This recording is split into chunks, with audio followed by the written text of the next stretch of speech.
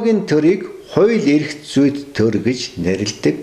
Гэхдээ энэхүү төрд нэг чухал хүчин зүйл дутагдаад байгаамаа. Энэ бол мэдээж ёс зүй гэдэг зүйл манай төрд ерөөсөө байхгүй болсон билээ. Ёс зүйд төрийг бид байгуулах ёстой юм аа. Бид нар бол ёс зүйд төрийн төлөө фронт байна.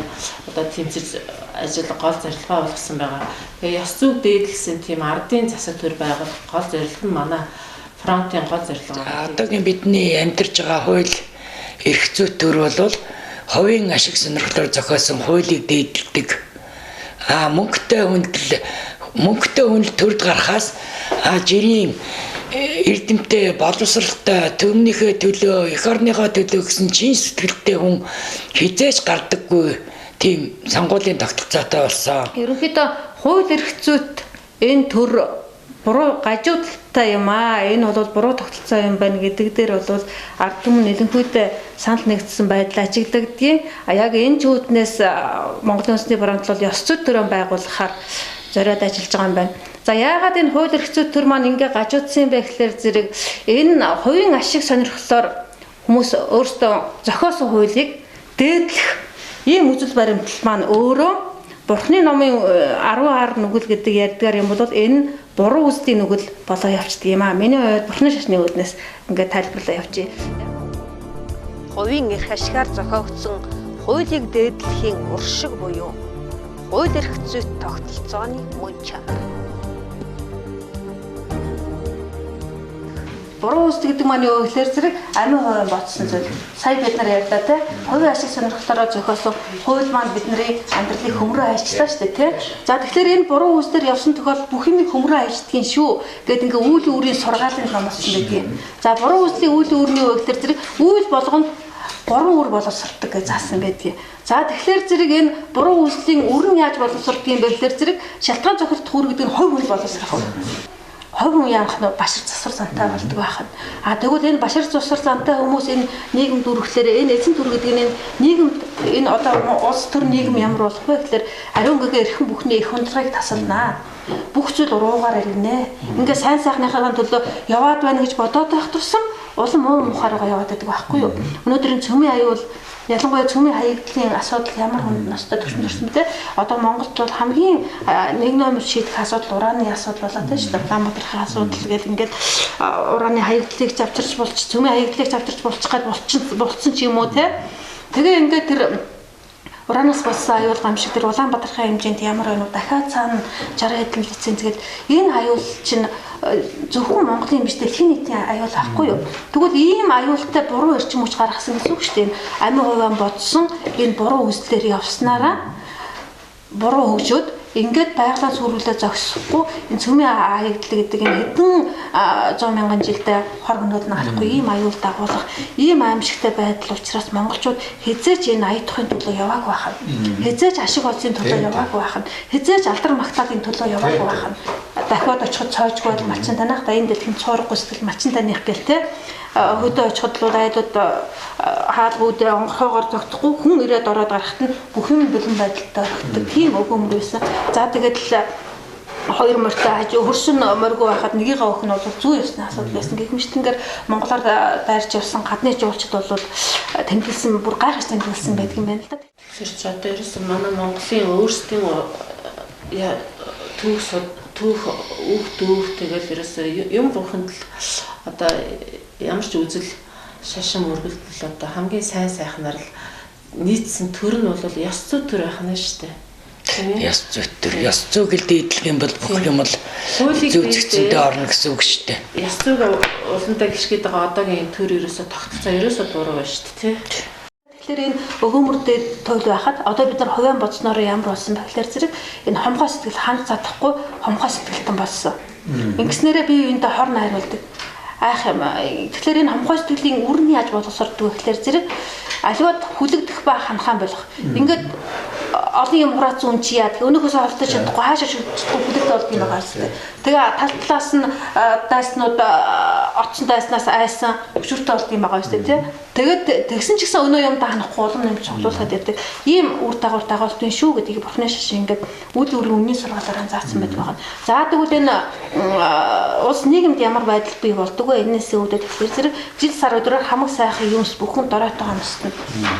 Ингээд өнөөдөр бидний газар нутаг маань улмал бэлчээр ус маань хомигдаад улмал хомсдоод байна шүү дээ. 70% нь өнөөдөр лиценз зарсан гадны мэдэлд очсон гэдэг чинь бид нар энэ буруу үзлээсээ болоод энэ хамгаалж төлийн нүглээр бүгдээрээ явснаас болоод ийм хэцүү байдалд улс орноор орчлоо.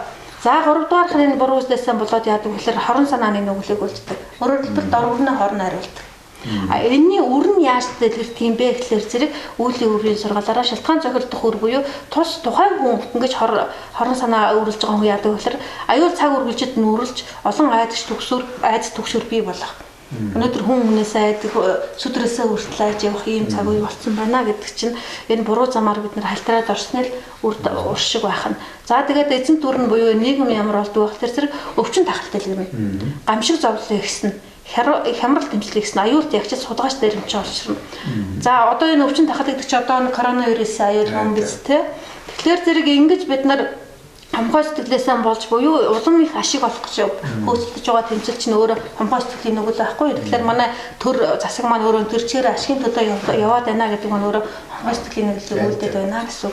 Цалингаа өндөр болгохын төлөө өндөр цалин авахын төлөө тэмцээд байна гэдэг чинь дэмэл зэрэглээ хөөсөн зээр шиг гүйж яваад хамгаалж сэтгэлийн нүгэл үлдээд тэрнээсээ болж жаргаж байгаа юм байхгүй улам л олон юм түлэгдэж улам л ханахгүй зовж тэрнээсээ болж улам л их айс төгшөр өөртөө хураадаг ийм аюултай зүйлийг л хийгээд байна гэсэн. Тэгэхээр бид нар 10 нүгэл 10 цагаан буюу гэдгээ өөрөө таньж мэдээд үр дагаврын ингээд хэрвээ ламдар маань яг энэ учир зүг хэлээд ингэсэн бол өнөөдөр бид нар энэ өвч аюул тахал энэ юм байхгүй байсан байна тий. Одоо бид нар энэ аюулыг бид нар засах гээд ёс зүйн бий болох гэдэг шүү дээ тий. За тэгээ ингээд яхахлаараа худал үг ярьдаг, хов яриа, ширүү ингээд хэрүүл зодоо хийдэг, ингээд эми яриа. Ийм зүйлээр цагийг өнгөрөөж яадаг. Өөрөөр хэлбэл монголчууд өмнө нь яадаг байсан байх нь яруу тансаг утга найраг төгөлтөр тийм ерөөл магтаалаар ярьж харьцаж ингэж дандаа юм цэцэлсэн юмар цэцмэргэнэ болоод яадаг байсан бол одоо хов ярьдаг, хэрүүл хийдэг. Худаа ярьдаг бие холигддаг нэг ийм байдалтай болцсон байхад. За ингээд энээсээ үүдээд амтаа алах хулгай буруу хөрсөл гэдэг энэ үйлийг үйлддэг бол одоо бид нар яах нь ёс зүйн төрийг яаж байгуулах вэ гэхээр зэрэг энэ аврал гэж юм те. Энэ үнийг өнөөдөр хэн байгуулах вэ гэхээр зэрэг үндэсний фронт байгуулах нь. Яагаад гэвэл зэрэг энэ зөв үзэл агуу үзэл энэ яаж юм бид нар улс орн маань өнөөдөр ийм аюултай байдал төршлээ. Энэ хуулийг дээдлсийг нь буруу юмнаас болчлоо те. Тийм учраас бид нар энийг аварна. Тэрний тулд одоо бид нар эхний алхам онцорлон оролдоогоо оролдуулна гэх мэтлэн үйлдэл хийгээд байна гэдэг нь бид нар энэ аврах үйл ажиллагаа хийгээд байна гэсэн. 10 цагаан буйныг Монголын үндэсний фронт хийгээд байна гэсэн үг аахгүй юу? Тэгэхээр зэрэг энэ юунаас үүдэж яана вэ гэхээр зэрэг бид нар улс орноо хүнд хэцүү байдал нөхцөл байдлыг хараад ингэж болохгүй. Эх орноо бид аврах хэрэгтэй гэсэн. Ийм эх орн сэтгэлээс гарч байгаа үйлдэл учраас бид нар үндэсний фронт энэ гайхамшигтай буйныг хийгээд байна. Тийм учраас энд би хүчээ өгөх ёстой гэдэг байдлаар явж байгаа гэсэн. За тэгэхээр зэрэг ийм хүмүүс чи яадаг юм бэ? Улс эх орныхаа төлөө гэсэн ийм томыг зорьсон том сэтгэлтэй ийм хүмүүс яадаг юм бэ гэхээр зэрэг энэ хайрлж инэрх сэтгэл чи эндээс гардаг байна. Энэ улс орн чи ингэж гарах. Хэрвээ бид ёс зүйн төрийг бол байгуулжуул чадах юм бол энэхүү төрийн бузар булаа бүхнээс бол зайлсхийжүүл чадна. Мөнгөтэй хүн төрд гардаг. Лойвер хэл ахуулдвал төрийн бүхий л бол механизм нь идэгдсэн тийм нөхцөл байдлаас бид гарч чадна.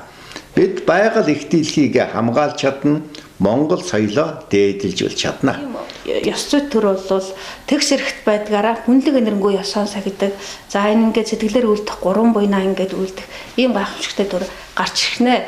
За тэгээд тэгш хариуцлага давхар үрдэг те ёс зүй гэдэг нь өөрөө заавал хариуцлага дагдаг. Энэ хариуцлага нь юу гэдэг вэ гэхээр зэрэг байгаль их дэлхийг хайрладаг, хүн хүнээ хайрладаг, амьтаа бүхнийг хайрладаг гэсэн те. Эндээс чинь тэгэл тэр Монголын тэрл гайхамшигт яруу найраг, яруу тансаг, ерөөл магтаал, за тэгэл туйл хайлдаг, онч мэрэгэн, цэцэн мэрэгэн уралдуулж яадаг, цэц хаяж уралдаж яадаг те. Монголын хүн болгон шигдэгч 18 шигдэг чинь.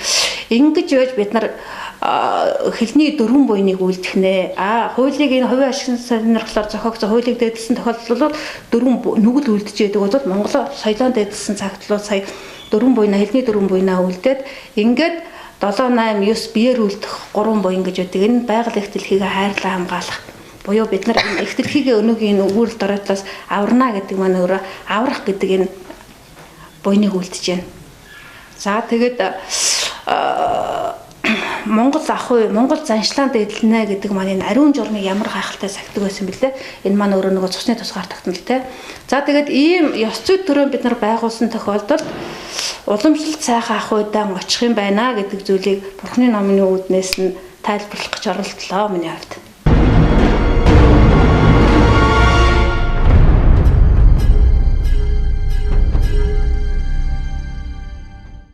Тэгээд энэ буян гэдэг үг маань өөрөө юу гэсэн үг юм бэ гэхээр төвдөрөөр нэгдүгээрт гэва гэж яддаг. Энэ өөрөө сайн үйл. Одоо энэ 10 цагаан буюу энэ чинь сэтгэлийн үйл, биеийн үйл шүү дээ. Үйл, сайн үйл. Энэ зөв сайн үйл нэгдүгээрт буян гэдгийг. Хоёрдугаарт энэ зөв сайн үйл чинь өөрөө эрчим дагуулж яддаг те. Энэ агуу үзэл чинь өөрөө бодлын эрчим гэ те. Энэ үгний эрчим гэ те. Энэ хүч биш шүү дээ. Зөв үйлээс гарч байгаа хүчийн эрчим. Тийм. Үгний эрчим, бодлын эрчим. Энэ хүчийг чинь хоёрдугаар содном гэдэг байхгүй юу? Энийг бас буян гэж. Ингээ хоёр хүч, сайн үеийн хүч, сайн үйл энэ хоёрыг хоёулангийн нийлүүлээд буян гэж хэлдэг. Тэгэд энэ сайн үйл гэдэг маань өөрөө нэгдүгээр энэ өнөөдрийн энэ хүнд хэцүү болсон байгаа эх орон ард түмнээ хараад энэлсэн сэтгэлтэй. Тэр энэлсэн сэтгэлээс чи энэ олон амьтныг би аврах хийсэн гэдэг, энэ зовлонгоос нь гэтлэгч хийсэн гэдэг энэ сэтгэл чинь л буян болдог аа. Бурхан багш өөрийнхөө төгтөр хүртэл байгаа шүү дээ. Эхлээд тэр өвдсөн хүнийг хараад, өтөлсөн хүнийг хараад ингэж яаж хагаад тэгээд ордноос ангарч яасан байдаг. Тэгээ бодмөрийн зэрэг гэдэг байгаа энэ хоёрдугаар ханы энэ зам нь гэгэрлийн зам гэдэг юм чинь энэ огоорх сэтгэл үүдий. Өөрөөр хэлбэл энэ махан бие бодод юу ч биш шүү дээ, тэ? Энд чинь бодод хүний 30% авахгүй юу? Гадуур нь гэрлэн биегээд 70% энэ зөв үсэл, энэ зөв сайхан сэтгэлээс чинь гарч байгаа гэрлэн биеийн чухал. Энэнгээрээ үүлэн бүтээдэг өөрөөр буйны хүч содном гэдэг чинь тий. Тэр хүчийг бүтээхийн тулд энэ агуу хүслийг буюу хамгийн аврын хэсэг сэтгэлийг голчлох нь бодмөрийн зэрэг гэдэг байгаа юм юу байдаг аахгүй юу? Гэгэрлийн зам байдаг аахгүй юу? Ингэж үз тэр хоосон чанарч ирнэ гэдэг. Гэтэл манай лам нар гол нь юу гэж яриад байдаг вэ гэхээр зэрэг өөрийнхөө амьдралыг сайхан болгоод сайн явж чадвал яваач дотор амьдрчлээ шүү дээ. Энэ өөрийнхөө амьдралыг сайхан болгох нь буян гэж буруу номлоод байдаг. Манай хамлаа. Тэгээ ингэж та ингэж буруу номлосноос чинь болоод энэ ард түмэн чинь буруу замаар тий буруу үзлийг буян гэж нүглийг буян гэж номлосноос чинь болоод зөв гэж түгээснээс тий зөв гэж түгээснээс болоод энэ ард түмэн чинь энэ буруу замаар яваад энэ аюултай нөхцөл байдалд ирчлээ. Өнөөдрийн улс орны ард түмний өгөөл ядвар таны энэ буруу номлолоос болчлоо. Тийм учраас та буян гэж нүгэл номлосон энэ үйлдэлтэй засаад нүглээ намжилцгаа ард түмнийхээ өмнөд 2018 онд бичиг өгсөн байхгүй юу. Тэгэхээр зэрэг энэ нэг хүн нэг эмэгтэй хүн яагаад вэ? Бид нар энэ буруу замаар явах юм бол мөхөл дүрнэ. Өөрөөр хэлбэл бидний ирээдүй байхгүй бол бидний хүүхдээ сайн сайхан амьдрал төргөн гэсэн чинь мөхөл төрөх юм чинь би яахаарахгүй өвөр хойчийнхаа төлөө энийг хийхээс өөр аргагүй болсон шиг үндэсний фронт гэдэг энэ том хүчин бид нар өөрөө энэ хойчийнхаа төлөө энэ мунхруулаад байгаа энэ үйлийг чинь таслан зогсоохоос өөр арга алгаа гэдэг байдлаар бид нар зориглоод хандхал юм бол энэ зөв үзэл агуу үзэл гэдэг чинь зоригл байхгүй хамгийн гол нь. Ингэж зориглож чадсан энэ чадна гэдэг чинь энэ амтныг энэрхий ирэхэнд аргагүй зоригтой алхмыг хийдэг л байхгүй юу. Яалтгүй энэ замаар яваад энэ мөхөл зүйл гарцаагүй болсон тохиолдолд тэр зоригтой алхмыг бид нар хийхэд буруудах юм юусоо байхгүй. Айсан хүнд арга л хөдөлдөг. Аим хай хүн арга өгдөг. Альнаас айж алгын чинээ болох гэвэ ард түмэн. Агуу өвөг дээдсийн удам шүүдэ та бид чинь. Шашин бүхний номлогчдыг нэгэн дор цуглуулад ном хаялцуулж шалгадаг байсан номч мэрэгдийн үр сад шүүдэ та бид чинь. Гэтэл одоо шашин бүхний нэрийг барьсан залжин этгээдүүд Монголын ард түмний оюун санааны жолоон дээр зайдагнаад ноолж суудаг боллоо Монголын төрийг. Энэ хэний муугийнх вэ? Монголын төрд янз бүрийн бүрэлдэхүүн хэсэг бол байдаг. Төрийн 3 өндөрлөг нь бол байдаг. Хэвлэл мэдээллийн эрх чөлөө нь бол байдаг. Үндсэн хууль нь бол байдаг. Гэхдээ энэ бүх хүчин зүйл, энэ бүх бүрэлдэхүүнд нэг л зүйл 100% огт байдгүй гэж хэлж болох юм а. Энэ бол ёс зүй гэдэг үгээр илэрхийлэгдэх хүчин зүйл байхгүй гэсэн үг юм а. Бид ямар ч хамаагүй аргаар энэхүү хүчин зүйлийг оруулжуул ирэх хэрэгтэй. Монголчуудад ёс зүйтэй төрөх хэрэгтэй.